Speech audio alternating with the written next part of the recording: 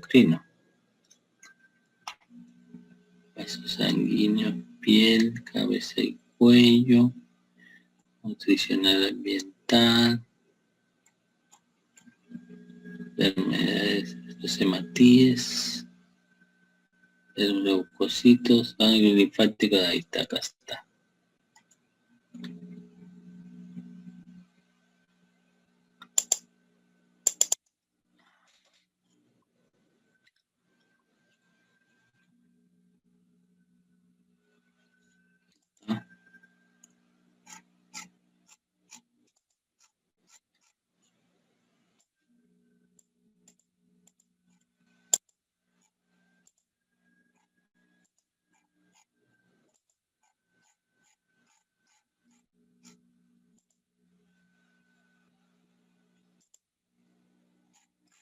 Ya.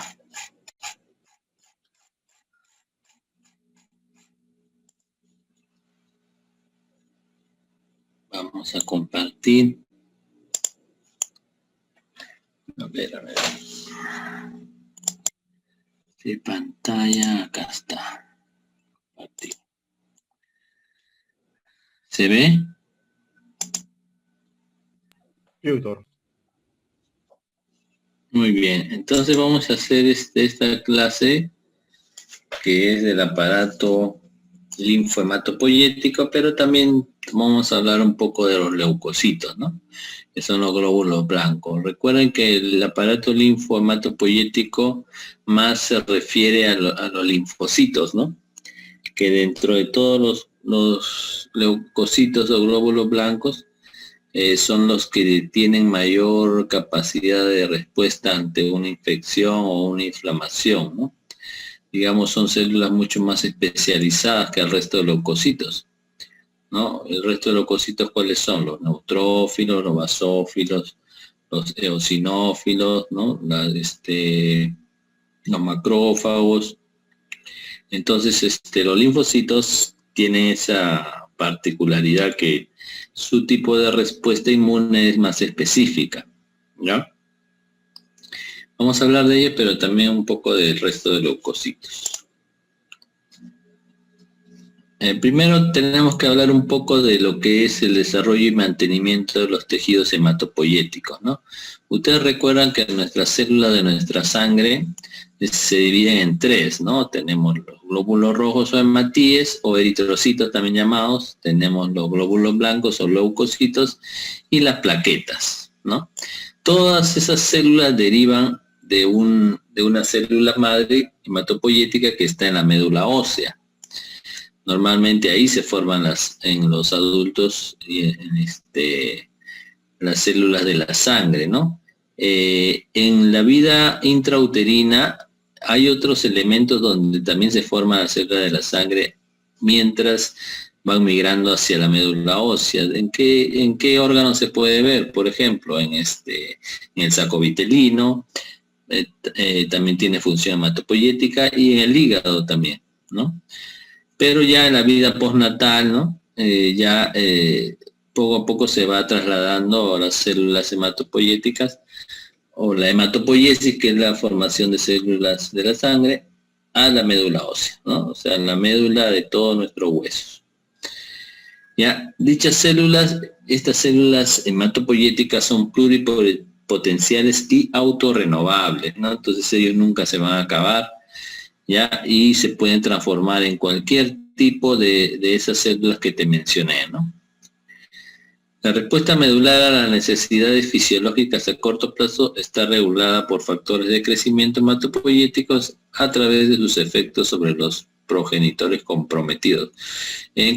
¿Cuándo hay necesidades fisiológicas? ¿No? Por ejemplo, cuando tú vives acá a nivel del mar y te toca un trabajo o te toca mudarte a la altura, por ejemplo.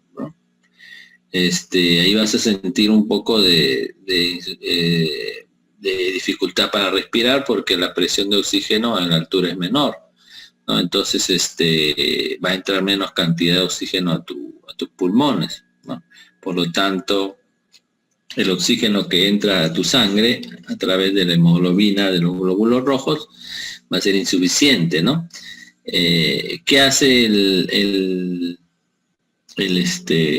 cuerpo, ¿no? Empieza a formar más glóbulos rojos para que carguen la mayor cantidad de oxígeno sea aprovechado, ¿no? Pues por eso que la gente que vive en altura tiene un hematocrito mayor que el que vive a nivel del mar, ¿no? Esa es una necesidad fisiológica, por ejemplo. Entonces, ¿qué hace? En la médula ósea se secretan factores de crecimiento, ¿no? Que van a hacer que proliferen mayor cantidad de eritrocitos, ¿no? Para que salgan a la sangre. ¿En qué otras hay necesidades fisiológicas? Por ejemplo, en infecciones, ¿no? En infecciones, y un ejemplo claro es la apendicitis aguda, ¿no? O inflamación, ¿no? En esos casos se genera mayor cantidad de leucocitos, ¿no? Una forma de aumentar la primera defensa ante una agresión, ¿no? Entonces hay leucocitosis, ¿no? Sale mayor cantidad de leucocitos a la sangre, ¿no? Y esa leucocitosis es un marcador de tantos para hacer el diagnóstico de la apendicitis, ¿no? Incluso con deviación izquierda, que significa que salen elementos más inmaduros que maduros, ¿no? Ya. Entonces, esas son necesidades fisiológicas. Todo eso se hace a través de estos factores de crecimiento, ¿no? Acá está la diferenciación de las células sanguíneas. Mira, acá está la célula madre, o stem cell, ¿no? Hematopoyética. Acá hay una serie de factores de crecimiento que lo han puesto. Y se va a dividir en dos, ¿no? En uno que va hacia la línea mielocítica y la linfocítica. La mielocítica va a comprender a todo lo que es todas las células de la sangre excepto los linfocitos, porque los linfocitos son por la línea linfocítica, ¿ya? Entonces, ¿cuáles son el resto que no es linfocito? Acá ustedes ven, si siguen bajando, son todos estos, ¿no? El último, los neutrófilos, los monocitos, los eosinófilos, los basófilos, las plaquetas, y los eritrocitos.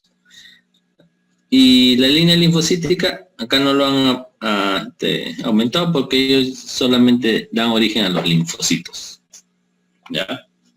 Ahora, ustedes ven que todo esto es una secuencia, ¿no? En cada estadio puede haber una serie de mutaciones por X motivos, ¿no? Una de ellas es la radiación, por ejemplo, ¿no? Entonces, en cualquiera de ellas se puede formar células anómalas que han mutado y que se vuelven cancerígenas, ¿ya? En ese caso, el nombre del tumor se llama leucemia, ¿ya? Y si ocurre en una línea de mielocítica, es leucemia mieloide. Y si ocurre en la línea linfocítica, es una leucemia linfoide, ¿ya? Entonces, esos son los tumores de la sangre que se llaman las leucemias. Acá están los rangos que se ven, digamos, los valores normales, ¿no? Disculpe que está en inglés, pero es fácilmente leíble, ¿no? Los leucocitos de células blancas por mililitro cúbico, más o menos 4.8 por 10. Digo, entre 4.8 a 10.8. Acá está hablando de 1000, ¿no? 1000 células por microlitro, ¿no? Microlitro. ¿Ya? Y el resto de las células se dan por porcentajes dentro de los leucocitos, ¿no? Por granulocitos más o menos van de 40 a 70%. Ahora, ¿quiénes son los granulocitos? Ustedes ya lo saben por histología, ¿no? Son los que tienen gránulos visibles en su citoplasma, que son los eosinófilos, basófilos y los polimorfos nucleares. Perdón, los neutrófilos, ¿no? Estos tres son neutrófilos, basófilos y eosinófilos. ¿Ya? Y acá están sus valores, ¿no? Neutrófilos. Y acá están los linfocitos, por ejemplo, ¿no? El linfocitos tiene por microlitro, perdón, hay 1.2, que sería, si lo multiplicas por 1000, sería más o menos 12.000, ¿no? ¿O cuánto es por 1000? 1.2 por 1000, le agregas 3 ceros, sería más o menos 12.000, ¿no? Ya, linfocitos, ¿no? Más o menos. Monocitos, también tenemos los monocitos, los eosinófilos y los basófilos, como pueden ver, son muy escasos, ¿no? Si los comparamos con los linfocitos y con los neutrófilos, que son los que más abundan, ¿no? Pero de todas las células, la que más hay de lejos son los hematíes, o acá han puesto células rojas, ¿no? O los glóbulos rojos, ¿no? Que más o menos están entre 4.3 a 5 millones, ¿no? de leucocitos por microlitro, ¿ya? En la mujer es un poco menos, ¿no? 3.5 a 5. Y las plaquetas tenemos entre 150.000 a 450.000 por microlitro, ¿ya? Esos son los valores más o menos estándar. Por ejemplo, los glóbulos rojos varían, como les dije, de acuerdo a si vives a nivel del mar o si vives en altura, ¿no? Trastorno de los leucocitos. Vamos a ver qué trastornos pueden ver en los leucocitos, ¿no? Cuando digo leucocitos ya no me refiero a los linfocitos, ¿no? Aunque están incluidos, ¿no? Pero me refiero al resto de células, ¿no? Llámese neutrófilos, eosinófilos, basófilos, incluso los monocitos, ¿no? Y acá hay unos términos que ustedes van a ver mucho en lo que es la parte práctica clínica, ¿no? Por ejemplo, ¿qué es leucopenia? Leucopenia es el número de leucocitos circulantes disminuidos, ¿no? Y puede deberse a una gran cantidad de trastornos, ¿no? Y cuando es anormalmente bajo, recibe el nombre de leucopenia, ¿ya? Y como la mayoría de ellos son neutrófilos, en realidad lo que te están diciendo con leucopenia es que hay una gran disminución del número de neutrófilos, ¿no? Porque los otros son casi, no son muchos, ¿no? Entonces su disminución casi no sería muy significativa, ¿no? En cambio los neutrófilos sí. Ya, entonces, algunos ya para hablar con términos más específicos hablan de neutropenia, ¿no? En vez de ya leucopenia, ¿no? Neutropenia porque estoy hablando de los neutrófilos, ¿no? Neutropenia y agranulocitosis, ¿no? Que es los granulocitos, como les dije, son células que tienen gránulos visibles, ¿no? Que son los neutrófilos, basófilos y eosinófilos, ¿no? Entonces, si yo digo agranulocitosis es porque hay una disminución de los granulocitos en la sangre, ¿no? Entonces, ¿acá qué dice? La reducción del número de granulocitos en la sangre periférica se llama neutropenia, se puede ver en una amplia variedad de circunstancias, como le dije, ¿no? La reducción del número de neutrófilos, conocido como agranulocitosis, tiene consecuencias serias, puesto que el individuo se convierte susceptible a infecciones, ¿no? ¿Por qué? Porque los neutrófilos son la primera línea de defensa, ¿no? Son como la infantería en una guerra, ¿no? Son los que van a salir primero, ¿no? Si ellos no pueden contener, ya viene fuerzas más especializadas, ¿no? Que son los linfocitos, ¿no? La causa más frecuente de agranulocitosis es la toxicidad medicamentosa. Entonces eso hay que tenerlo mucho en cuenta, sobre todo porque nuestra población es una población que le gusta automedicarse, ¿no? Muchas veces va a la farmacia y habla con la chica que vende, que algunos ni siquiera son farmacéuticas, y así siendo farmacéuticas no están en la condición de poder recetar, ¿no? Que no son médicos, lo único que receta es el médico. Entonces, puede causar algún tipo de trastorno. Los signos y síntomas de la neutropenia guardan relación con infecciones bacterianas o micóticas, ¿no? Obviamente hay mayor cantidad de infecciones de este tipo, que normalmente las bacterias y los hongos están en todos lados, ¿no? Solo que nosotros tenemos un sistema inmune bien constituido, ¿no? Entonces fácilmente lo podemos rechazar, ¿no? Ni siquiera nos damos cuenta que ha entrado una bacteria o un hongo a nuestro cuerpo, ¿no?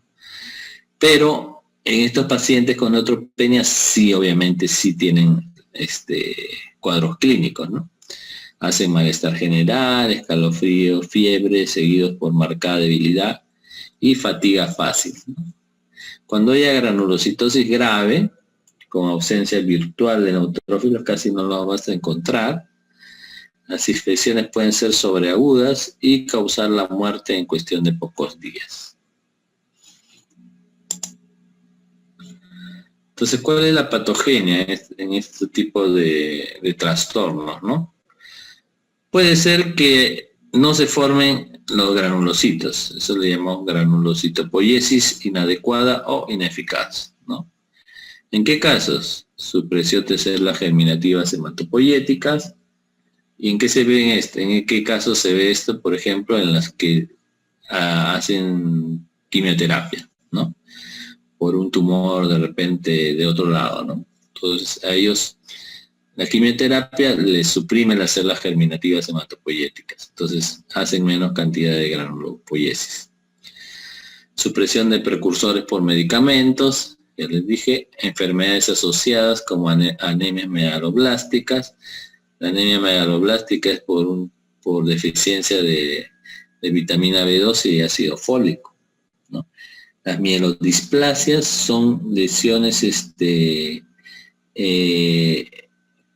que tienen una serie de alteraciones en las células mielopoyéticas, ¿no? Y impiden su formación normal, ¿no?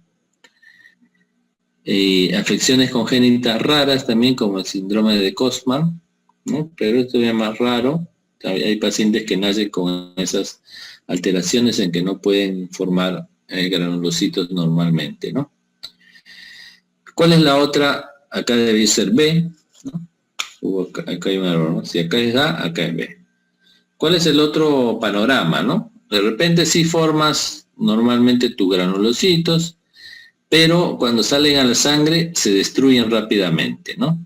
O se confinan, o sea, se guardan en algún sitio, ¿no? ¿Eso puede ocurrir? Sí. ¿En qué? En lesiones inmunitarias, por ejemplo, ¿no? Como el lupus eritematoso sistémico, en algunos fármacos, en la esplenomegalia. ¿Qué pasa en la esplenomegalia? El vaso, ¿para qué sirve, no? El vaso es como un colador, ¿no? Por ahí pasa la sangre y se va quedando todo lo que ya no sirve, entre ellos células que han cumplido su ciclo de vida, ¿no? Por ejemplo, los glóbulos rojos solamente viven 120 días, ¿no? O sea, cuando se cumple de los 120 días pasan por el vaso y el vaso los agarra, ¿no? Y lo va destruyendo, ¿no? Entonces, cuando hay esplenomegalia, el vaso crece y aumenta esa función de destruir las células que pasan por ahí, ¿no? Entonces, ahí en esos casos, incluso puede destruir células que todavía no han cumplido su ciclo de vida, ¿no? Entonces, es una causa de granulocitopoiesis, ¿no? Agranulocitosis. La otra es aumento de utilización periférica en infecciones, por ejemplo, ¿no? Como les dije, en una apendicitis, ¿no? Todos los polimorfos se van a ir ahí, o gran parte, ¿no? Se van ahí, ¿no? Y ahí salen de la sangre y se ponen en el tejido. Entonces, la sangre va a disminuir su cantidad de granulocitos. Lo contrario a la neutropenia o leucopenia es la leucocitosis, ¿no? Esto es el aumento del número de leucocitos en sangre, ¿no? Depende de varios factores, del tamaño de reservas en médula ósea, por ejemplo, el tamaño de reserva en timo, en la circulación y de tejidos periféricos, ¿no? Velocidad de liberación de las células a la circulación, proporción de células adheridas a los vasos y tasa de extravasación a los tejidos. Todos esos factores van a hacer que en mayor o menor grado aumenten lo que es la leucocitosis, los leucocitos en sangre, ¿no?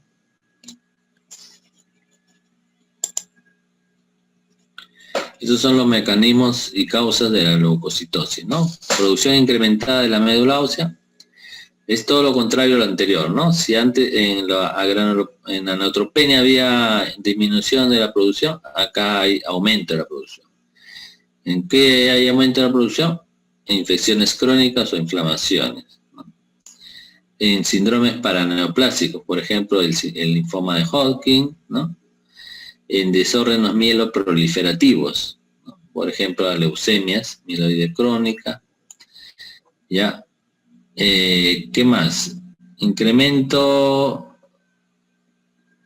ya acá es release, ¿qué significa? Creo que es incremento de las, ahora vamos a buscar. Debe ser incremento de los depósitos, ¿no? A ver.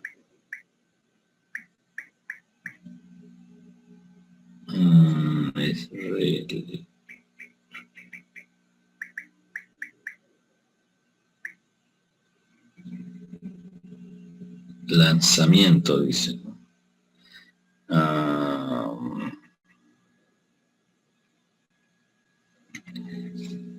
Bueno.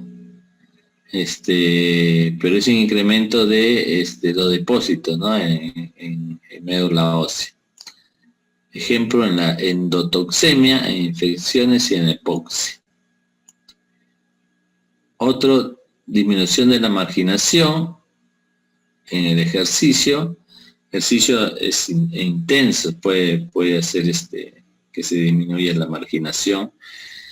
Y también por las catecolaminas, ¿no? ¿Qué significa disminución de la marginación, no? Cuando ustedes hicieron en pato 1 inflamación, ¿no? Dentro de todos los pasos que ocurrían en la inflamación aguda, había uno que era la marginación, ¿no? Donde los leucocitos se pegaban a la pared del vaso para posteriormente salir del vaso e ir al sitio de lesión, ¿no? Pero si está disminuida la marginación, los leucocitos no van a poder salir y tienden a quedarse más en el vaso, ¿no? Entonces eso hace que aumente el número de leucocitos. Y el otro es la disminución de la extravasación en los tejidos, ¿no? Que es algo parecido a la marginación y se da por cuando se toma mucho glucocorticoide, ¿no? Por eso se dice que los glucocorticoides cuando tú los consumes te disminuye la inmunidad, ¿no? Por este motivo. Y las causas de leucocitosis tenemos por el tipo, ¿no? Por ejemplo, si es aumento de neutrófilos, infecciones bacterianas agudas principalmente, ¿no? Por organismos piógenos, ¿ya? Si es aumento de eosinófilos, es por alergias, ¿no? Como el asma, por ejemplo. O también se ha visto en infecciones parasitarias, ¿no? Infestaciones, ¿no? Infestación significa que hay gran cantidad de parásitos en el cuerpo. También puede haber algunas reacciones a drogas, a medicamentos, ¿no? Algunas malignidades, etcétera, ¿no? Entonces, cuando tú le hagas un hemograma a tu paciente y veas los eosinófilos aumentados, puede ser cualquiera de estas causas. Ves los neutrófilos aumentados, cualquiera de estas causas. Ves los basófilos aumentados, ¿no? Que es raro, dicen, pero usualmente indica un desorden mieloproliferativo, ¿no? Estamos hablando de leucemias, ¿ya? Los monocitos aumentados o monocitosis, infecciones crónicas como la tuberculosis, por ejemplo, ¿no? Endocarditis bacteriana, malaria, ¿no? Enfermedades como lupus eritematoso sistémico, etcétera. Y cuando hay linfocitosis, o sea, que estoy hablando de los linfocitos ya solamente, acompaña a la monocitosis en muchos desórdenes asociados con estimulación crónica de la inmunidad, ¿no? Ejemplo, TBC, brucelosis, infecciones virales, ¿no? Como hepatitis A, citomegalovirus, Epstein-Barr, y otras infecciones, por ejemplo, el Bordetella pertussis. ¿Ya? Entonces, todas estas causas pueden ser causa de leucocitosis. Y acá tenemos un flotil de sangre periférica. Miren, todos estos como discos medios anaranjados son los glóbulos rojos o hematíes. Recuerden, ellos no tienen núcleo, por eso acá tienen un vacío en el centro, ¿no? Son como discos, ¿no? Y estos de acá, esos sí son los glóbulos rojos, perdón, glóbulos blancos, que son los leucocitos, ¿ya? Y son neutrófilos, ¿no? O algunos son eosinófilos o basófilos, ¿no? Puede ser cualquiera de ellos. Pero acá en este que estaban señalando la flecha, tiene un puntito medio celestito en su citoplasma, ¿no? Eso se llaman los cuerpos de Dole. ¿Ya? Se ve en pacientes con sepsis, dice, ¿no? Por ejemplo, en los pacientes, un examen de rutina en todo paciente hospitalizado es su hemograma, ¿no? Y el hemograma te puede decir muchas cosas.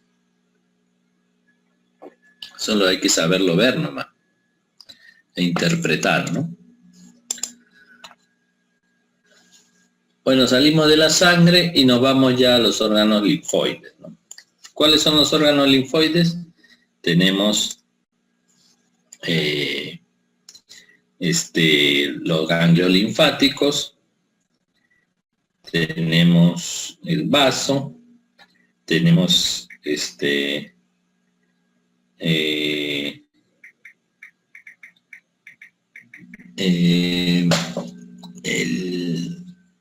el timo también es. Tenemos, por ejemplo, los nódulos linfoides en las mucosas. Estoy hablando, por ejemplo, del apéndice secal, del anillo de Waldeyer, la faringe, ¿no? Etcétera, ¿no? Entonces, todos esos son órganos linfoides, ¿no? Los órganos linfoides que contienen linfocitos, ¿no? Algunos maduran en algunos órganos, ¿no? Otros están ahí en forma de depósito y van a salir luego a la sangre cuando es necesario, etcétera, ¿no? Pero nos vamos a abocar a los ganglios linfáticos, ¿no? Los ganglios linfáticos son como cadenas arrosariadas, ¿no? De vasos, vendría a ser las bolitas del rosario. Si ustedes han visto un rosario, vendrían a ser los nódulos linfoides o los ganglios linfáticos, y la pitita que los une vendría a ser los vasos linfáticos, ¿no? Recuerden que los vasos linfáticos llevan linfa, ¿no? No llevan sangre, ¿ya? Y la linfa entonces se va a pasear por los ganglios linfáticos, ¿ya? Pero cuando hay una infección de estos nódulos linfoides o ganglios linfáticos, el nombre es linfadenitis, ¿ya? Y la linfadenitis puede ser aguda o puede ser crónica, ¿no? En el caso de la aguda, que es la que vamos a ver acá, más que todo es por origen bacteriano, ¿no? Bacteriano más que todo. Entonces, como el sistema linfático está conectado también con la sangre, los microbios también pueden pasar hacia el sistema linfático y ir y depositarse en los ganglios linfáticos, ¿no? Y ahí hacen su linfadenitis, ¿no? Entonces, desde el punto de vista clínico, los ganglios se agrandan, ¿no? Antes que eran como una pelotita una bolita del rosario, se agrandan tremendamente, ¿no? Pueden llegar a medir centímetros, ¿ya? La distensión va a hacer que la cápsula se distienda y empiece a doler, ¿no? Por eso son dolorosos al tacto, cuando es por inflamación, ¿no? Cosa que es distinto cuando es por una neoplasia. Usualmente en neoplasias no duele, ¿no? Morfología. Entonces vamos a ver, si ustedes se acuerdan cómo es un ganglio linfático, tiene sus nódulos linfoides o folículos linfoides que en el centro tienen centros germinales, ¿no? Que en este caso van a estar reactivos y van a estar con varias figuras mitóticas porque se están formando mayor cantidad de linfocitos maduros. Y si es por patógenos piógenos, hay infiltración de neutrófilos y necrosis en el ganglio.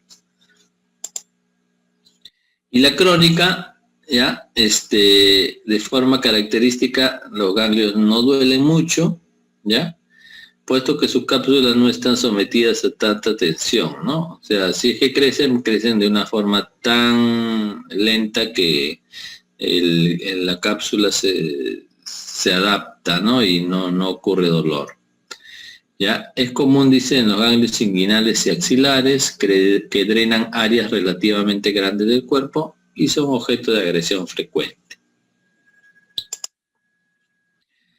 Entonces, histológicamente, ¿qué vamos a ver en un ganglio con linfadenitis, hiperplasia folicular, o sea, de los folículos linfoides, macrófagos con cuerpos tingibles, hiperplasia paracortical e histiocitosis sinusal, ¿no? De repente acá hay unas imágenes para explicarles, ¿no? Por ejemplo, esta es una hiperplasia folicular.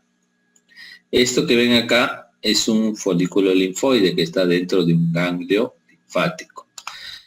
Tiene dos partes, ¿no? La parte central es más clara, que es el centro germinal, y la parte periférica más oscura, que es la zona del manto, dicen, ¿no? O la corona, dice, cortical, ¿ya? Y dentro de este centro germinal, acá nos hemos metido y ven, estos son unos macrófagos, los espacios claros son macrófagos, y tienen ahí unas estructuras redonditas más coloreadas, que son los cuerpos tingibles, ¿ya? Eso te dice que es por una inflamación, el crecimiento de ese folículo, ¿no? Hay neoplasias de linfocitos que también forman folículos grandes, pero carecen de los cuerpos tingibles, ¿no? Es una forma de hacer la diferencia entre una lesión benigna y una lesión neoplásica. Vamos a hablar ahora de un trastorno llamado linfohistiocitosis hemofagocítica, ¿ya? ¿Qué es eso, no? Es el aumento de linfocitos e histiocitos, ¿no? Por eso dice linfohistiocitosis, ¿no? Hemofagocítica, que quiere decir que está fagocitando hematíes. ¿Ya? Es un trastorno reactivo causado por citopenias y clínica de inflamación sistémica relacionados con activación de macrófagos. Pueden ser formas familiares, o sea, que le da a varios componentes de la familia, o esporádicas, ¿no? Que le da esporádicamente a cualquier persona. ¿Y por qué ocurre esto, no?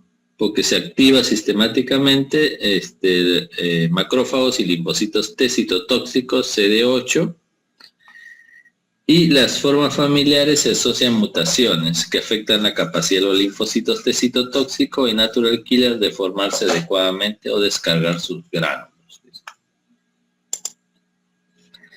¿Y cuál es la clínica? ¿Qué es lo que siente el paciente, no? Fiebre, tiene esplenomegalia, o sea, le crece el vaso, hepatomegalia, le crece el hígado.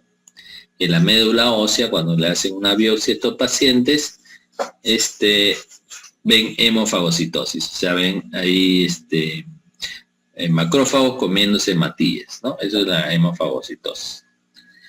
En el laboratorio, en su hemograma va a haber anemia, ¿no? O sea, disminución de glóbulos rojos, trombocitopenia, disminución de las plaquetas, y concentraciones altas de ferritina plasmática y receptor de interleuquina 2. Las pruebas hepáticas también aumentan, ¿no? El TGP, TGO, ¿se acuerdan? Las transaminasas, y las pruebas de coagulación son compatibles con una coagulación intravascular diseminada, ¿no?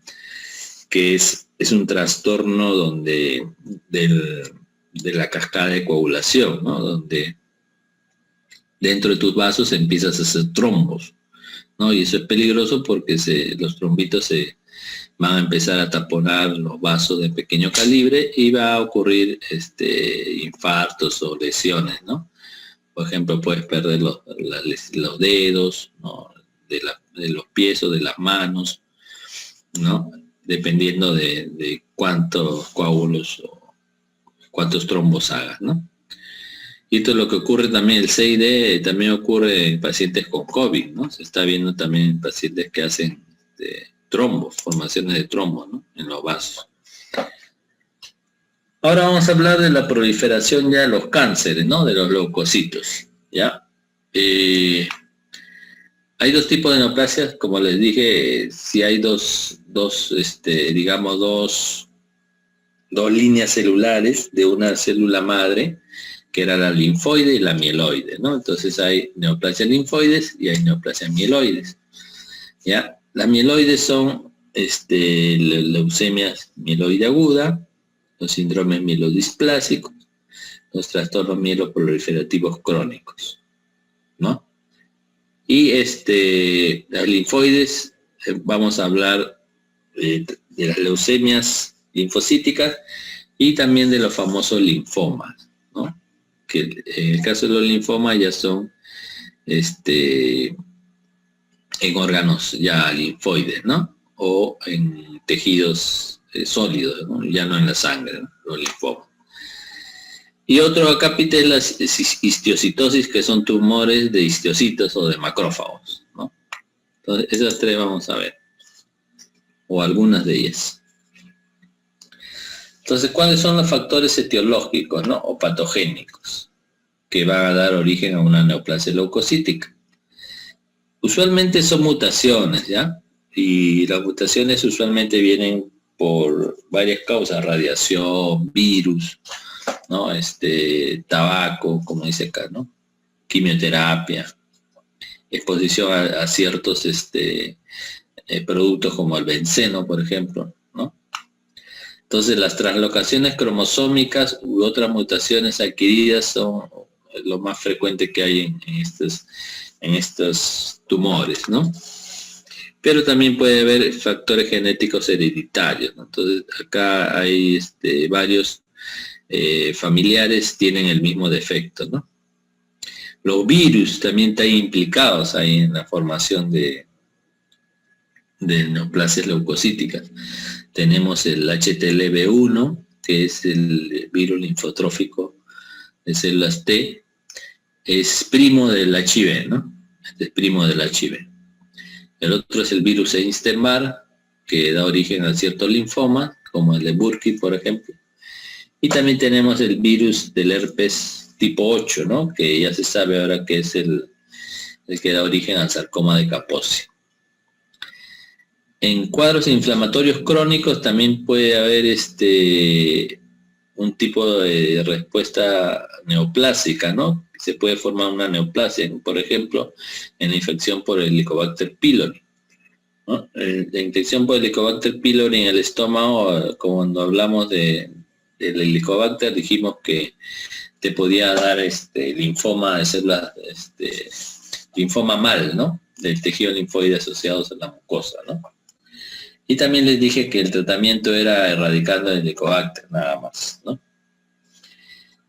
Y también por inflamación crónica el VIH puede causar linfomas, ¿no? Se ha visto en los idosos linfoma de cerebro, por ejemplo, ¿no? Es uno de los más frecuentes, y linfomas también de los ganglios linfáticos.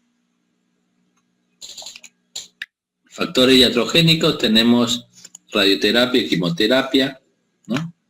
El tabaco y exposición al benceno. ¿Ya? Entonces acá hay una mutación de la tirosina quinasa, ¿ya? Que va a hacer que haya un incremento del crecimiento y sobrevida de las células de los leucocitos, ¿no? Y ellos van a empezar a proliferar en forma descontrolada, ¿no? Entonces nos vamos a abocar básicamente a las neoplasias linfoides, no tanto las leucemias, porque las leucemias, cuando hagan hematología en medicina, ahí lo van a tocar bien bonito, ¿no? Porque el que estudia la leucemia no es el patólogo, sino es el hematólogo. Entonces ellos tienen más su campo, ¿no? Los linfomas sí es el patólogo, ¿no? Y eso es lo que vamos a hablar ahorita. Entonces las neoplasias linfoides, que son los linfomas, ¿no? Se pueden ser dos grandes grupos, ¿no? Linfoma de Hodgkin y linfoma no Hodgkin, ¿no? Entonces los linfomas de Hodgkin, su característica es la presencia de una célula que se llama célula de Rett-Steinberg, ¿no? Entonces son dos grandes grupos. Entre esos dos grupos hay otro, me refiero a el de Hodgkin, se divide en varios tipos, ¿no? Creo que son 5 ahora, y los no Hodgkin se dividen en dos grandes grupos, si son de células T o si son de células B, ¿no? O sea, linfocitos T o B, ¿no?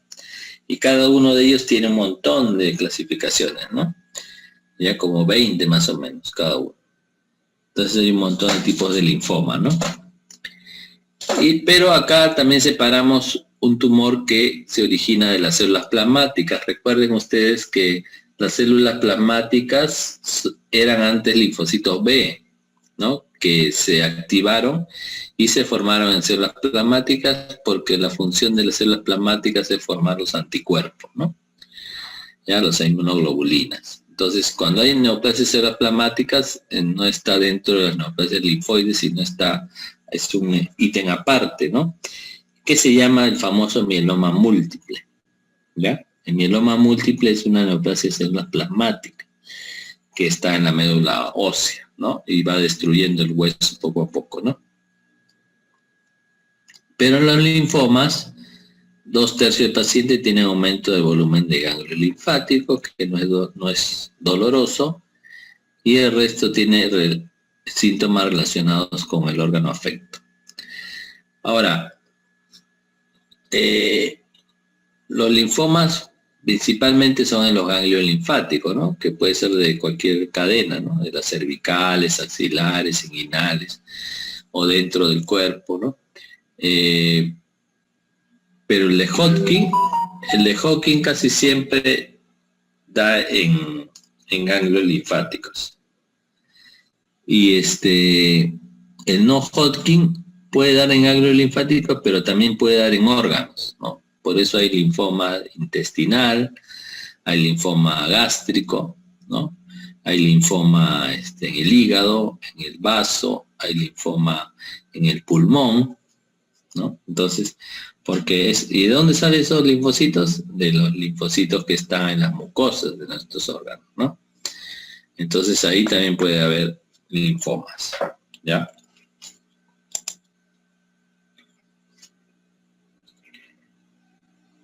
Entonces,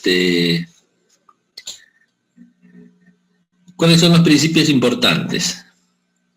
Puede haber sospecha clínica, ¿no? Estos pacientes vienen con el ganglio hinchado, ¿no? Aumentado de tamaño. Entonces, tú ves, lo examinas y puedes sospechar, ¿no? Pero el diagnóstico es histopatológico, o sea, tienes que hacerle la biopsia. Si no, no hay diagnóstico, ¿ya? Ni siquiera con imágenes, ni con ecografía, nada. El diagnóstico es histopatológico. El reordenamiento del gen del receptor del antígeno normalmente precede a la transformación de las células linfoides. ¿Ya? A ver, déjenme entender esto. El reordenamiento del gen del receptor del antígeno normalmente precede a la transformación de células linfoides. ¿Ya? Ya. Quiere decir que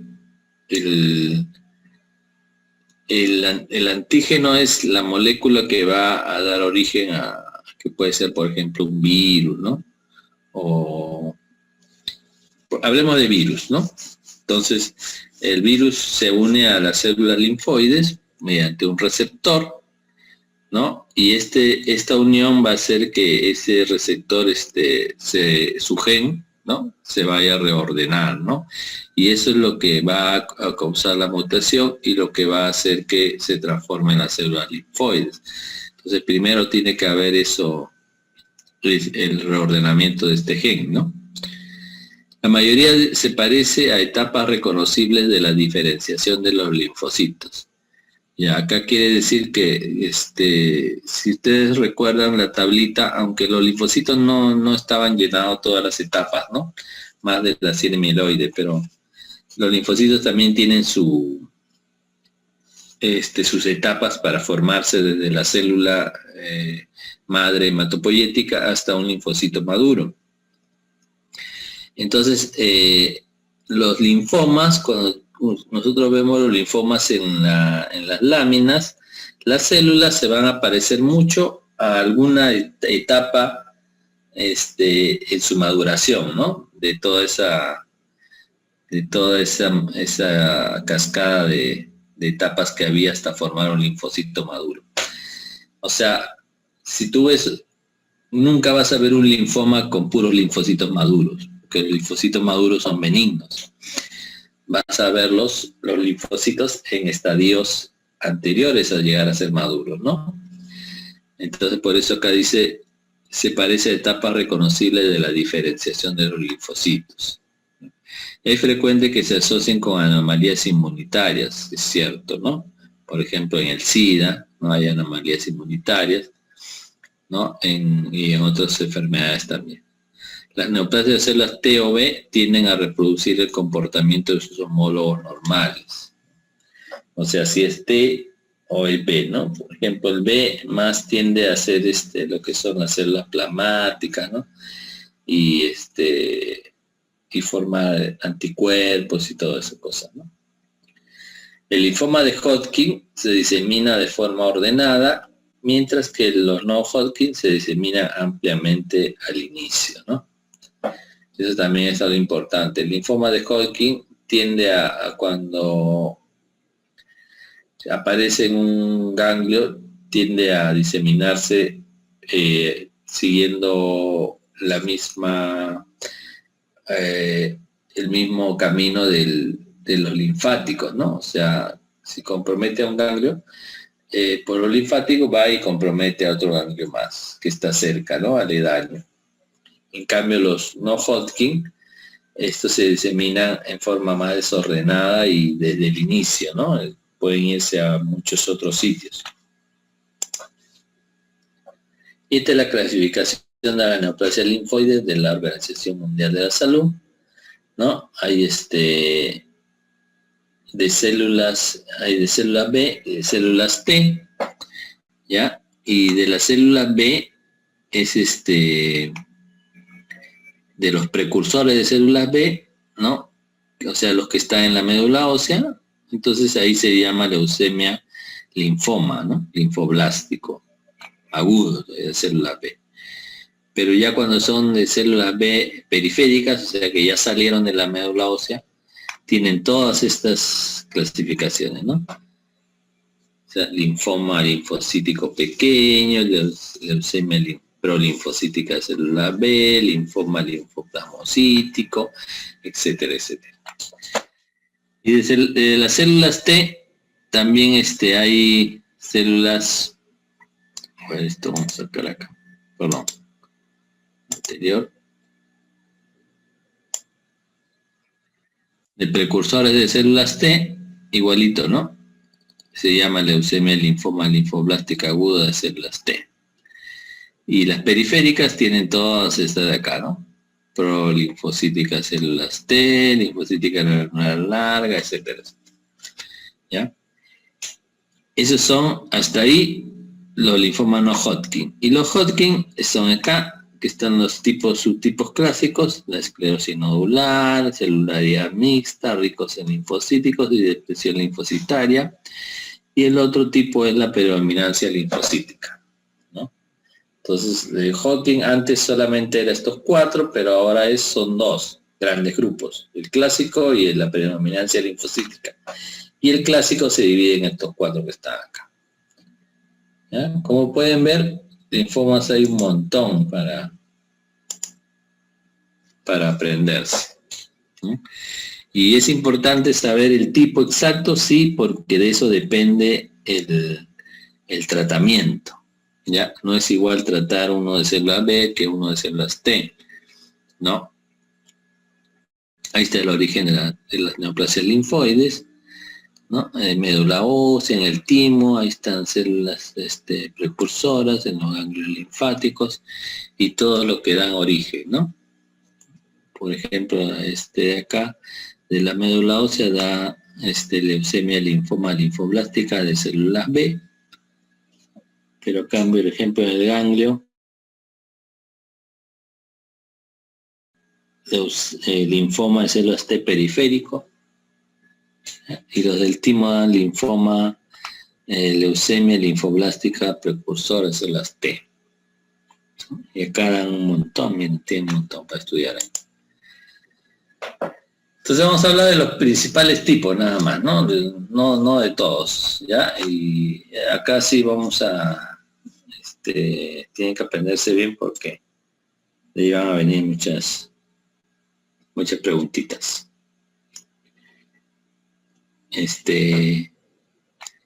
Vamos a hablar de leucemia linfoma linfoblástica agudo, que está compuesta por células inmaduras B, ¿no? O sea, pre-B.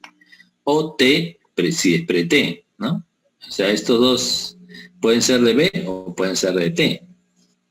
Y se consideran linfoblastos, o sea, son células primitivas, ¿no? Que van a dar origen a los linfocitos. Y es el cáncer más frecuente en niños. O sea, si yo le pregunto en el examen, ¿cuál es el linfoma más frecuente en niños? O te puedo poner el cáncer también más frecuente en niños. El leucemia linfoma linfoblástico agudo. ¿Ya? Las patogenias son aberraciones cromosómicas, como ya lo sabemos. Casi todos los linfomas son por aberraciones cromosómicas, ¿no? Que alteran la expresión y función de los factores de transcripción que son necesarios para el desarrollo normal del linfocito B o de linfocitos T. ¿Cómo se ve? En presentaciones leucémicas, la médula ósea es hipercelular y llena de linfoblastos, ¿no?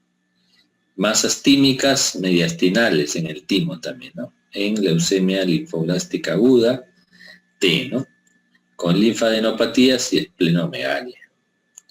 El citoplasma es basófilo, escaso, núcleo algo mayor que los linfocitos normales, la membrana celular con hendiduras de aspecto convoluto, y esto es importante, hay gran cantidad de mitosis en los linfomas, ¿ya? Por ejemplo, este es un frotis de sangre periférica y estos son los linfoblastos atípicos que han salido ya a la sangre, ¿no? Son tremendamente grandes. Recuerden que los linfocitos son incluso más pequeños que un glóbulo rojo, ¿no? Acá lo pueden medir, pero estos son tremendamente grandes, ¿no? Esta es una citometría de flujo.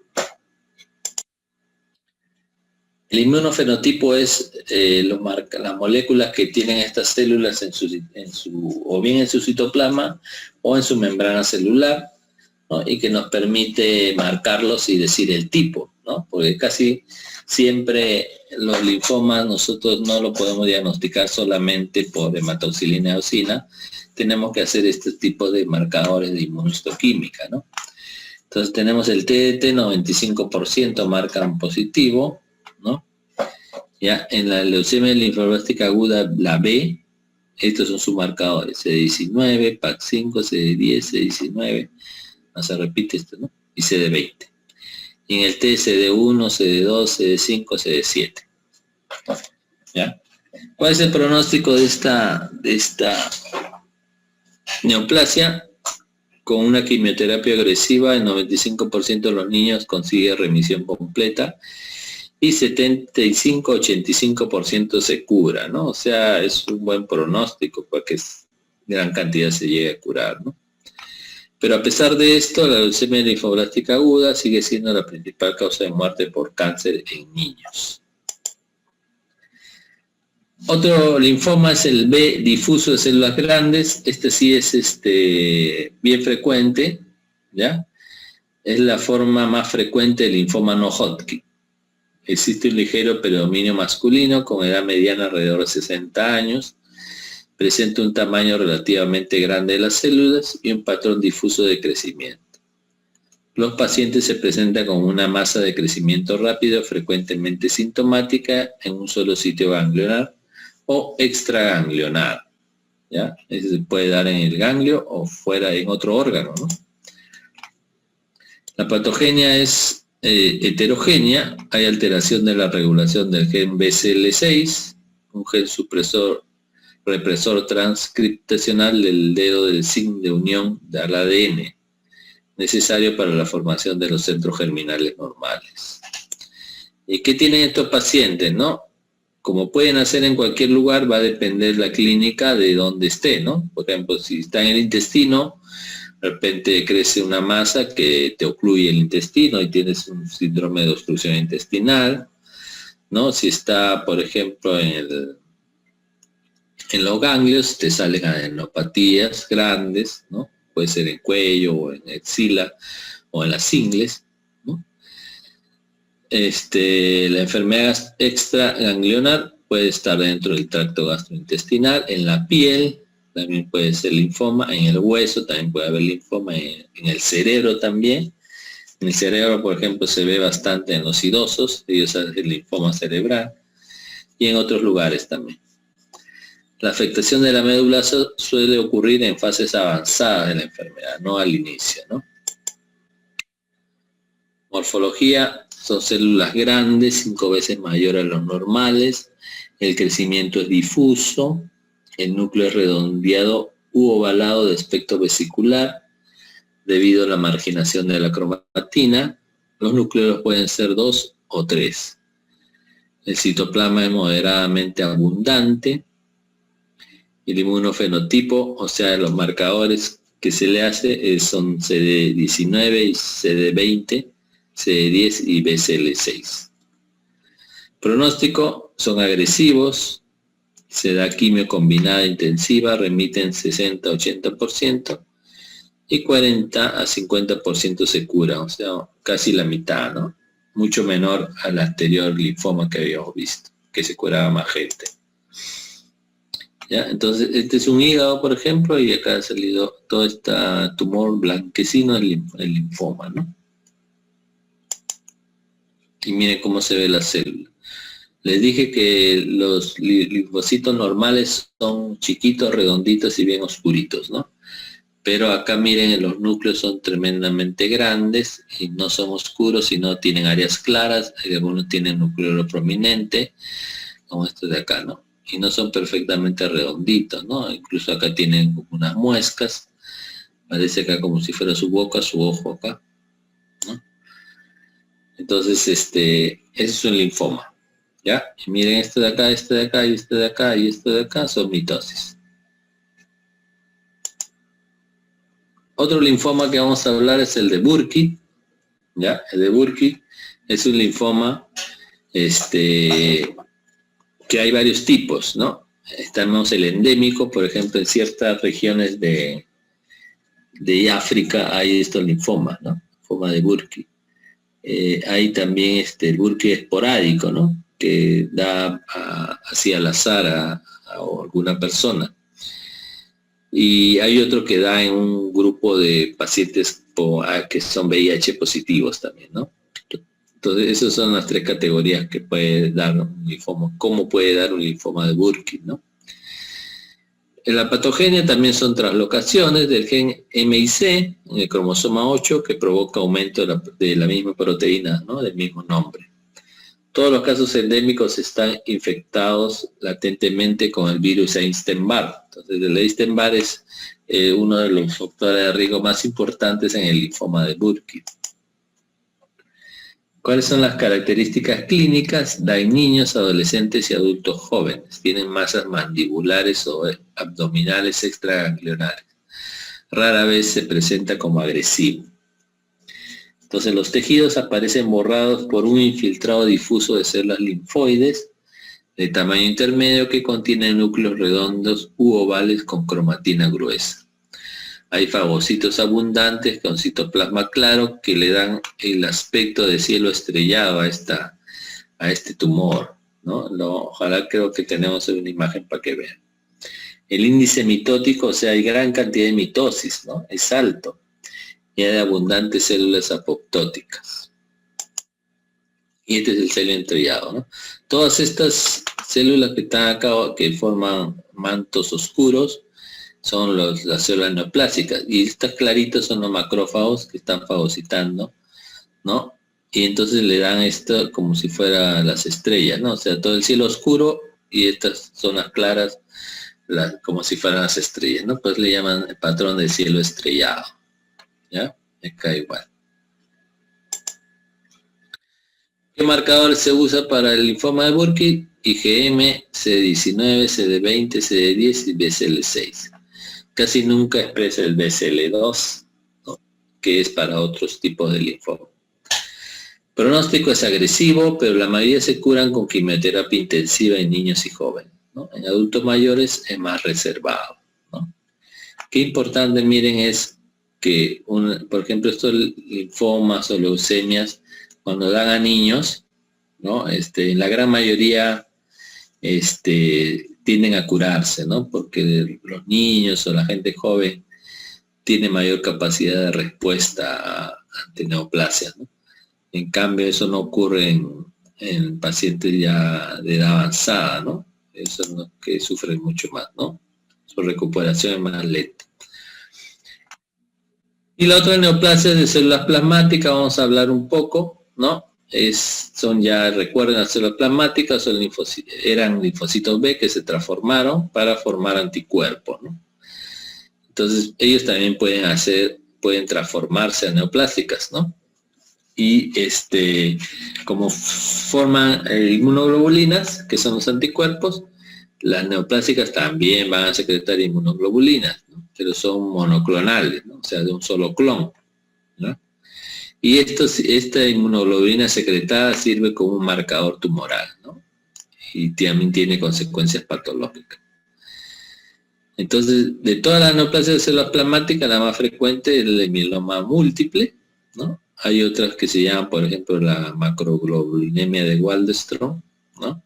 La enfermedad de cadenas pesadas, etcétera, ¿no? Pero de lejos el mieloma múltiple es el más frecuente, pero sí es recontra agresivo, ¿no? Y gracias a Dios no da niños, ¿no?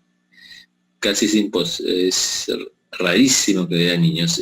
Esta neoplasia da a gente ya de edad avanzada, ¿no? 60, 70 años, ¿no?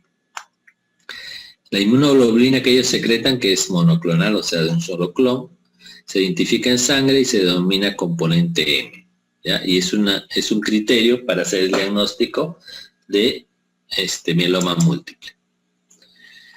Entonces, ¿cuáles son las entidades clínico-patológicas? Tenemos mieloma múltiple, del que vamos a hablar, y también les dije la macroglobulinemia de Waldenström, la enfermedad de cadenas pesadas, la amiloidosis primaria relacionada con células inmunitarias y la gammopatía monoclonal de significado indeterminado, ¿no? Pero como les dije, de lejos el mieloma múltiple es el más frecuente.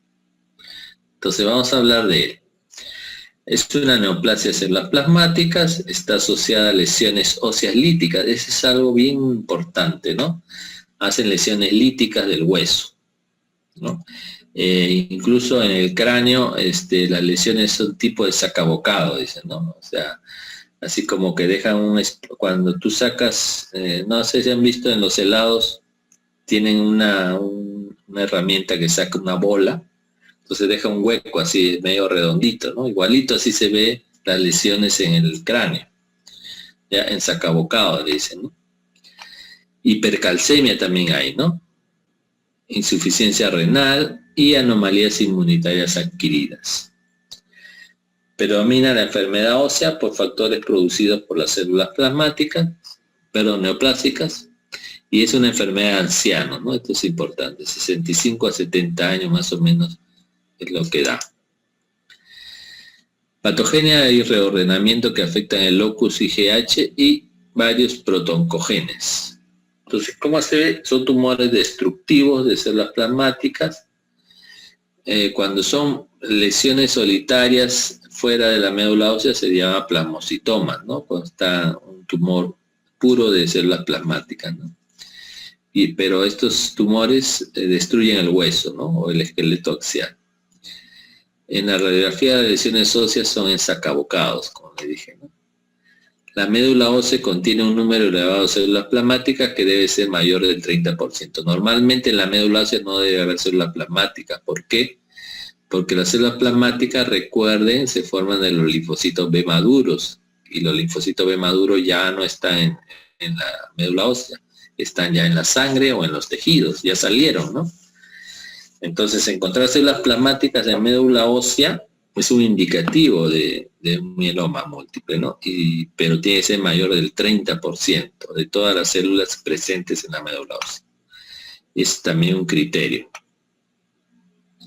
Hay variantes citológicas de las células plasmáticas. Tenemos las células flameas, las células de Mott, las inclusiones globulares citoplasmáticas, que se llaman los cuerpos de Russell, o nucleares, ¿no? Que son los cuerpos de Dutcher, ¿no? Son variantes de las células plasmáticas.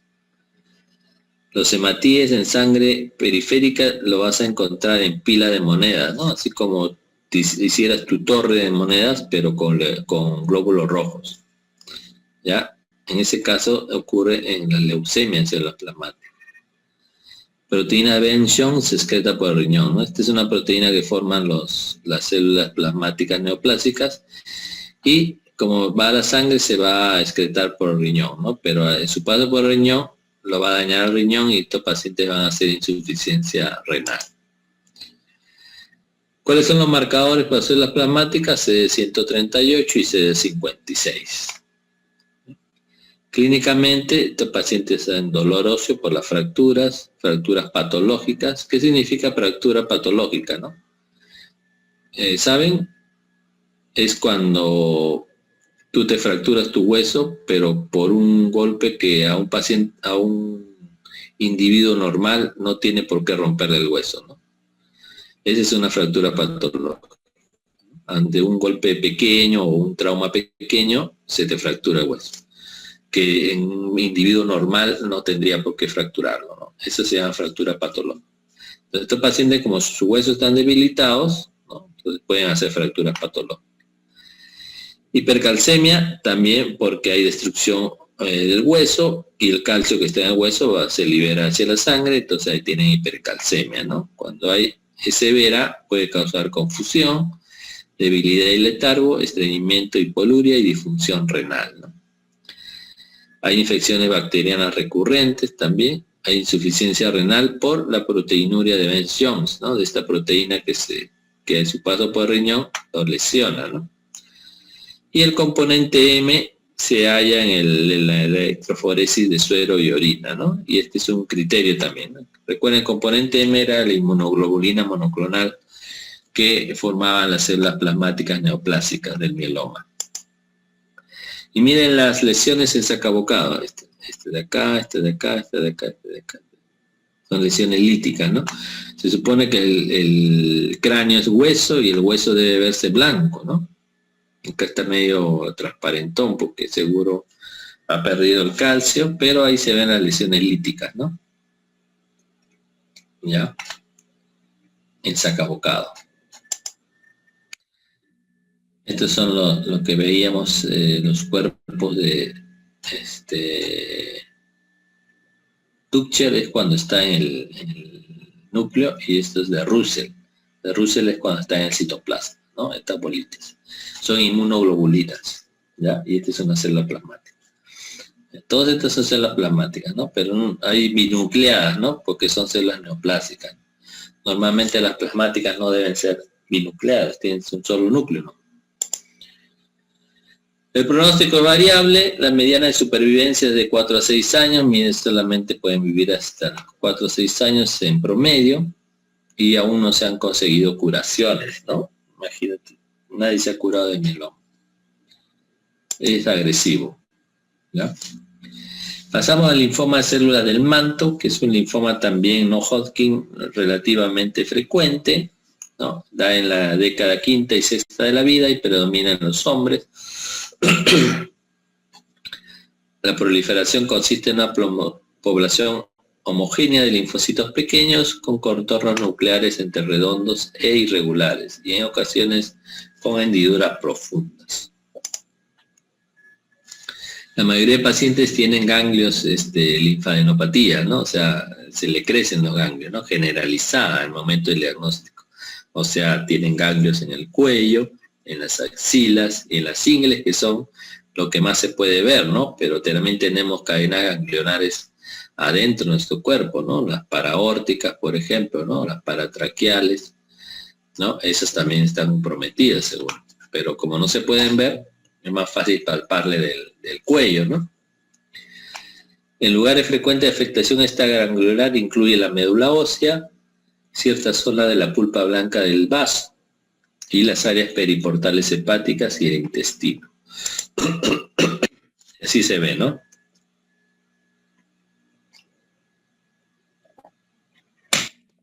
¿Ven ahí?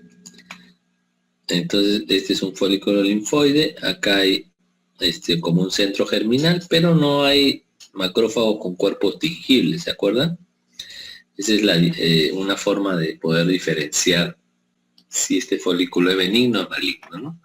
Y estas son las celulitas, ¿no? Tienden a ser más pequeñitas, no son tan grandes como el linfoma B, ¿no? Que vimos, difuso, sino son células un poquito más pequeñas.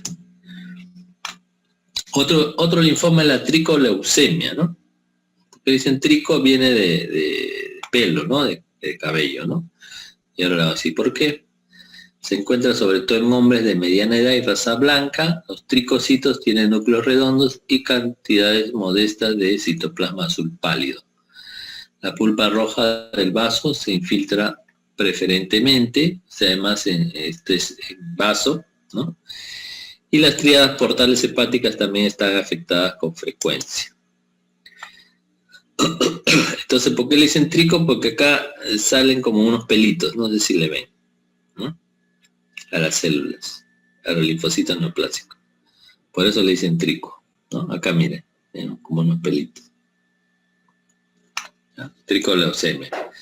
Entonces, estos son neoplásicos, ¿no? Miren, si lo comparan con el glóbulo rojo, más o menos este núcleo mide 2 a 3, 3 hasta 4 glóbulos rojos puede entrar acá, ¿no? Y normalmente un linfocito mide incluso como un glóbulo rojo o incluso menos, ¿no? Entonces estos son ya células neoplásicas, ¿no? Otro tumor que afecta a la piel, un linfoma de piel, es este que ven acá, es la micosis fungoide o síndrome de Sézary. Son manifestaciones de un tumor de células T facilitadoras y caracterizado por tendencia marcada de afectar la piel, ¿no? Entonces acá le dicen micosis. Recuerden el término micosis, uno viene y dice, esto es una infección por hongos, ¿no? Pero micosis fungoide es un linfoma, ¿ya? No es una... Pero macroscópicamente cuando ves al paciente se parece mucho a una lesión por hongos, por eso le han puesto ese nombre, ¿ya? La progresión de la micosis se caracteriza por diseminación extracutánea con más frecuencia en los ganglios linfáticos y médula ósea. El síndrome de Sézary, la afectación cutánea se manifiesta como una eritrodermia exfoliativa generalizada. Rara vez progresan a tumefacción. Ya, hasta ahí son neoplasias linfoides, ¿no? O sea, de linfocitos. Ahora vamos a hablar un poco de las neoplasias mieloides. O sea, del resto de células, ¿no? ¿Y cuáles son? Leucemia mieloide aguda, síndromes mielodisplásicos y los síndromes mieloproliferativos crónicos. ¿Ya? La leucemia mieloide aguda son la acumulación medular de células mieloides inmaduras pero neoplásicas, ¿no? Y estas pueden salir a la sangre también. Síndrome mielodisplásico, estamos hablando de una hematopoiesis ineficaz y consiguiente citopenia, ¿no? Y los síndromes mieloproliferativos crónicos son aumento de la producción de células mieloides con diferenciación terminal, o sea, es lo contrario a lo mielodisplásico. Vamos a hablar un poco de la leucemia mieloide aguda, ¿ya? Estas células, las células mieloides inmaduras se acumulan en la médula ósea y reemplazan a las normales, ¿no? Que son estas células mieloides son las neoplásicas, ¿no? O sea, a la hora de que se acumulan, van a reemplazar a las normales. Entonces no hay una adecuada maduración de células normales. Entonces el paciente, su recuento de sus células sanguíneas cae, ¿no? Hay alteraciones genéticas adquiridas que inhiben la diferenciación terminal y el número de células leucémicas en la circulación es variable. A veces es superior a 10.000 células por microlitro, ¿no?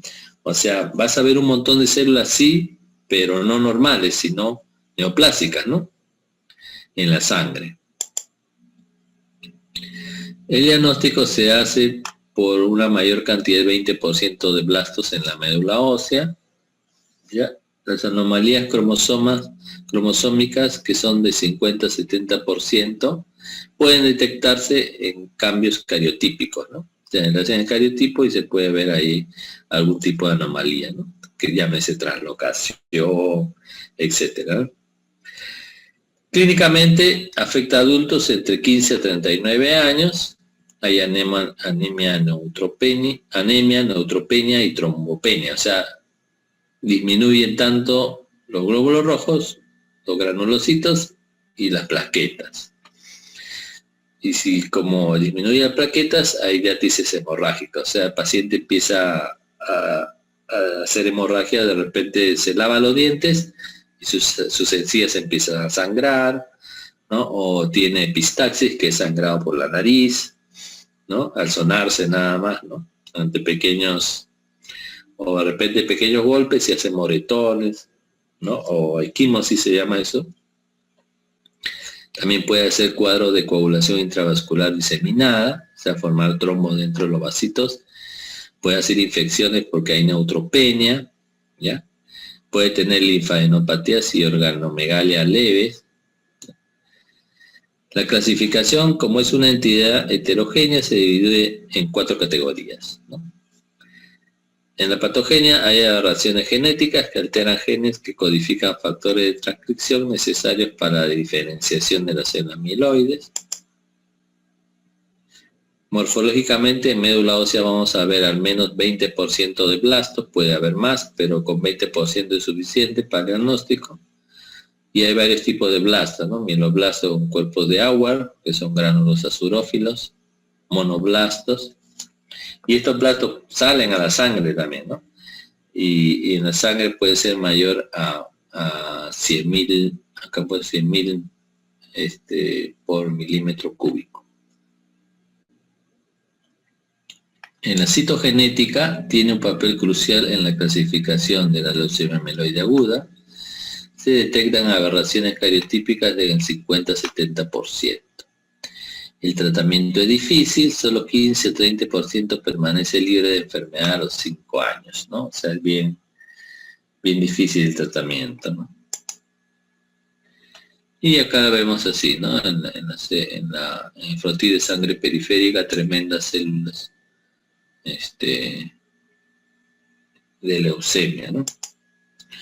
Miren cómo se ve, ¿no? Y se ve que son precursores granulocíticos, porque el citoplasma tiene gránulos, ¿no? Entonces va a formar, o eran neoplasias de precursores de los granulocitos, que puede ser neutrófilo, basófilo o eosinófilo, ¿no? En cambio acá no tanto. Pero son células bastante grandes, monstruosas, ¿no? Esto el frotis de sangre periférica al toque lo sacan, ¿no? Y los pacientes como vienen por el síntoma derivado por disminución de las células sanguíneas, ¿no? Que puede ser anemia, puede ser neutropenia o sangrados por trombocitopenia. Y los síndromes mielodisplásicos, ¿qué son? ¿No? Son tumores mieloides también, ya de la línea mieloide, mal conocidos, caracterizados por hematopoiesis ineficaz y alterada y maduración errónea. Recientemente se ha demostrado que hay mutaciones en factores de procesamiento y reguladores epigenéticos. Se manifiestan por una o más citopenias y progresan a leucemia mieloide aguda en el 10 a 40% de los casos, ¿no? O sea, pueden convertirse en leucemia mieloide, ¿ya? Y se caracteriza por una o más citopenias, puede ser anemia, puede ser neutropenia o trombopenia, ¿no? Y los mieloproliferativos, que son lo contrario, son tumores mieloides en los que inicialmente aumenta la producción de elementos formes mieloides, provocando altos recuentos sanguíneos y hematopoiesis extramedular. O sea, se forman elementos sanguíneos fuera de la médula ósea, ¿no? También está asociado a mutaciones adquiridas conducentes a una activación constitutiva de tirosina sinasas que romea señales procedentes de factores de crecimiento normales. Las sinasas patogénicas más frecuentes son BCR, ABL, el último asociado con la leucemia mieloide crónica, y el JAK2 mutada, que asociada con la policitemia vera y mielofibrosis primaria, ¿no? Estos son los trastornos mieloproliferativos. Son 4, me parece, ¿no?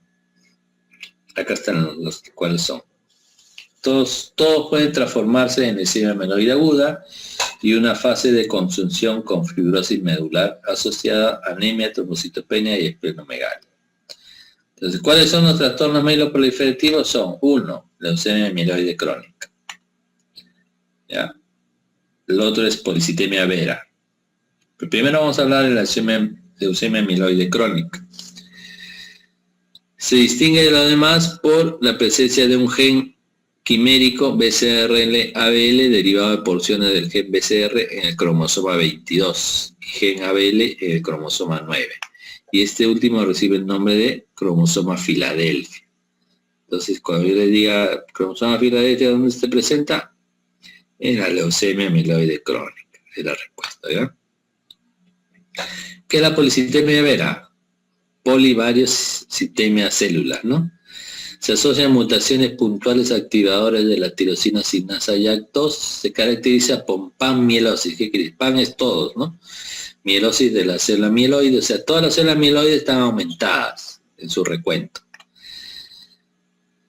Pero la policitemia es la causa de los síntomas. Cuando hablamos de policitemia, más nos referimos al aumento de glóbulos rojos.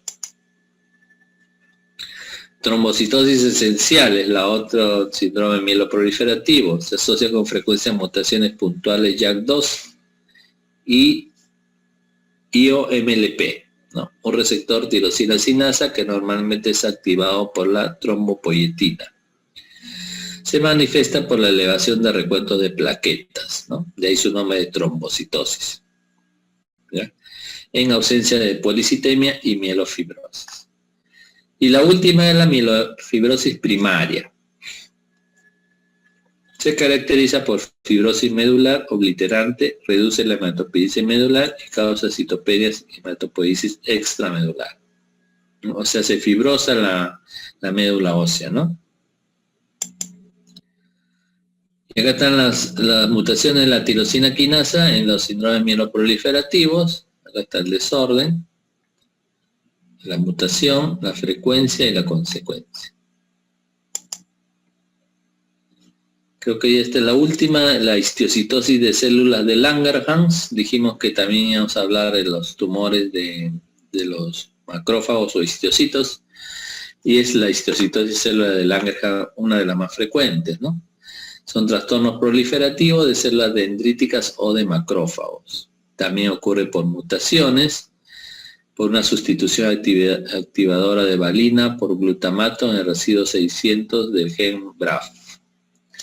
Las células tienen citoplasma abundante, a menudo con núcleos vesiculares que contienen surcos o pliegues lineales. Los gránulos de Birbeck en el citoplasma es característico, ¿no? Entonces, pregunta, ¿no? ¿Dónde encontramos los gránulos de Birbeck? En la histocitosis de célula de Langerhans, ¿no? Es el citoplasma de estos histocitos neoplásicos. Y los marcadores son el S100 y el CD1A. ¿Cuáles son las entidades clínico-patológicas? Que sea una enfermedad multifocal y sistémica, ¿no? Que esté en todo el cuerpo, ¿no? En ese caso se le llama enfermedad de Leterre-Siwe.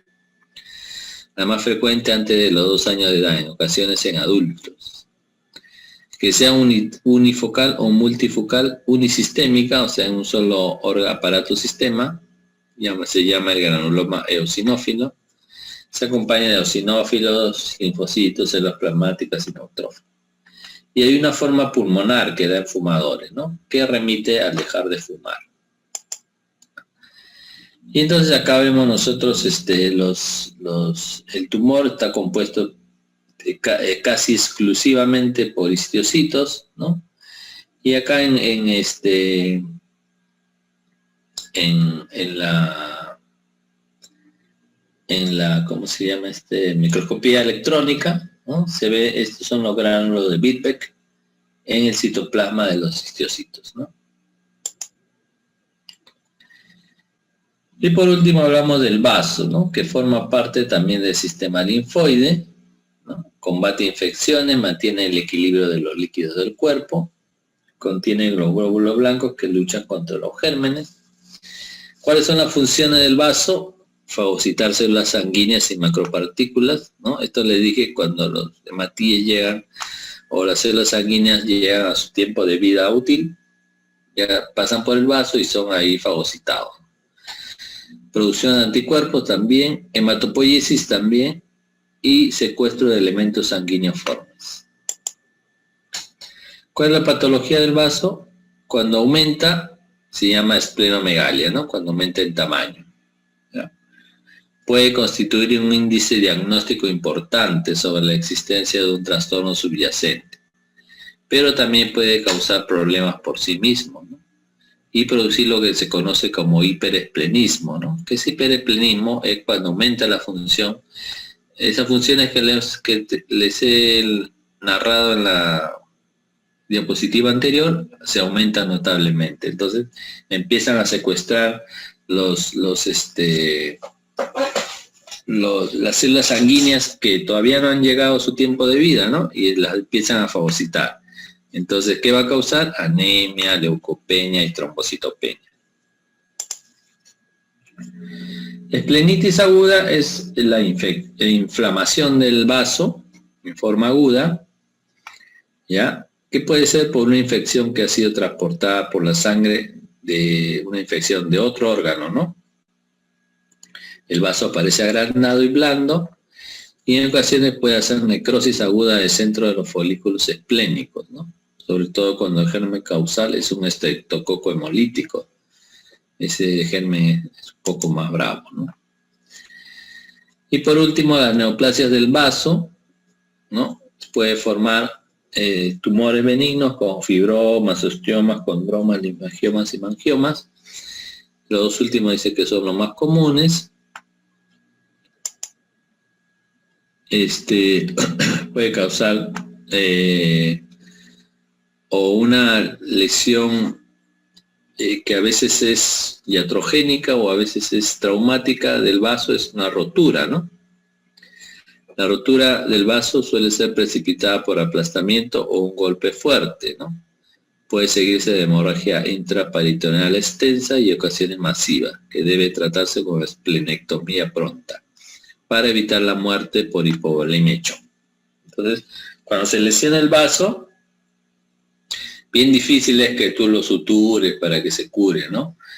Se tiene que sacar. Esa es la regla, ¿no? Se saca el vaso. Y eso se conoce como esplenectomía, ¿no?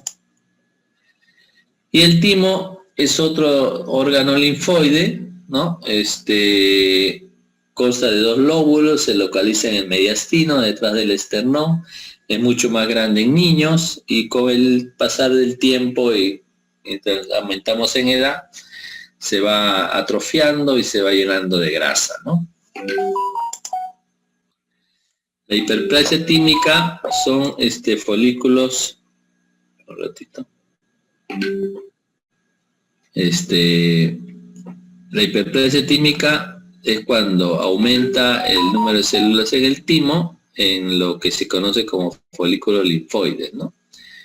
¿Ya? Y estos contienen predominantemente linfocitos B, lo que solo existe un número pequeño en un timo normal, ¿no? Entonces aumentaría más los linfocitos B. Se encuentra con más frecuencia en pacientes en pacientes con miastenia graves.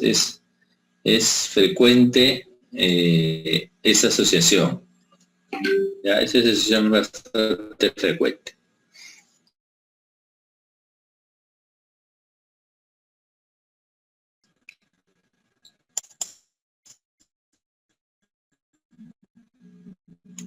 Los timomas son tumores, hay 3 subtipos, y no invasivo, ¿no? El timoma citológicamente benigno pero invasivo metastásico, y los timomas citológicamente malignos, que ya se llaman carcinoma tímicos. Por ejemplo, es un timoma benigno, ¿no? Las células están así como si formando remolinos o formando estructuras así onduladas, ¿no? Acá están más redonditas. Y ahí nos quedamos. Entonces, esa es la parte del sistema linfomatopoyético, ¿no? Obviamente hay mayor cantidad de entidades que, como ya no son muy frecuentes y nos tomaría mucho tiempo describirlas, no hemos hablado de ellas, pero ustedes tienen que leerse en su Robin, ¿no? Ya les he dicho que 80% más o menos puede venir de acá de las diapositivas, pero un 20% viene del libro, ¿no? De temas que no se han tocado, pero deben saber ustedes. Y entonces ahí nos quedamos. No sé si hay alguna pregunta. ¿No hay preguntas? Si no hay preguntas, ya nos podemos retirar.